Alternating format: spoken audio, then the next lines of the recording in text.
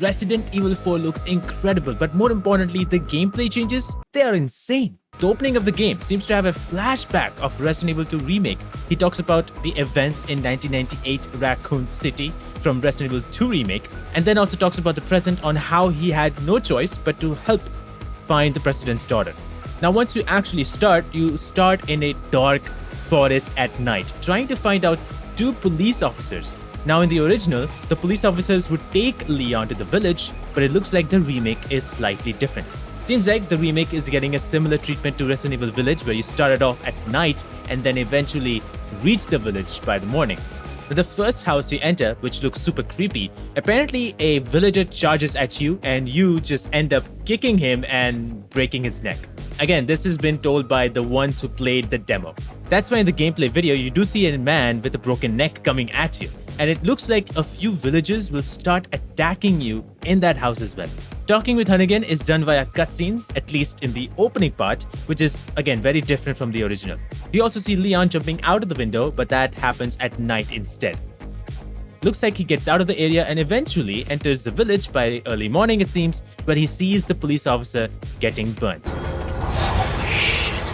Now, during combat, you can actually go behind the enemy while crouching, and you can do a stealth kill with a knife, which was not present in the original at all.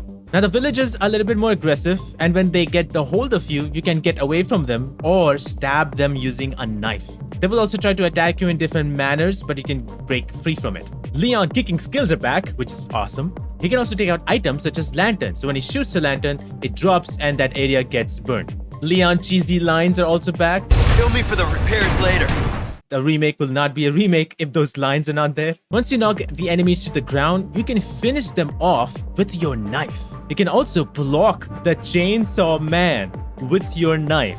But the biggest thing that this game has added is that the knife has durability meter, which means the knife is limited to use. So the more you utilize it, the more durability is going to drop. And when you're blocking it with that chainsaw man, the durability is gonna go even more down. According to the people who played the demo, by the time they finished it, the durability was already down to 50%. Not so sure if we will be getting a new knife or we will be using the crafting to increase the durability of the knife.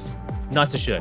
Speaking of crafting, this time around it's much more streamlined, it's much more simpler, and you can also see all the items listed at the bottom that this world can have, and then also see how many items you have collected. Inventory system is back, again similar to the new design inventory system. But the most horrifying thing happened in this game, and that is the dog.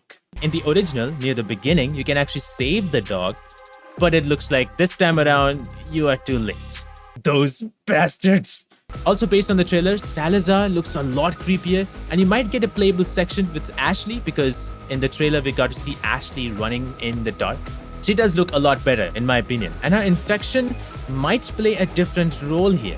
In the original, both you and Ashley get that infection out of your system with that machine, but I don't remember Ashley holding a gun with signs of infection on her face.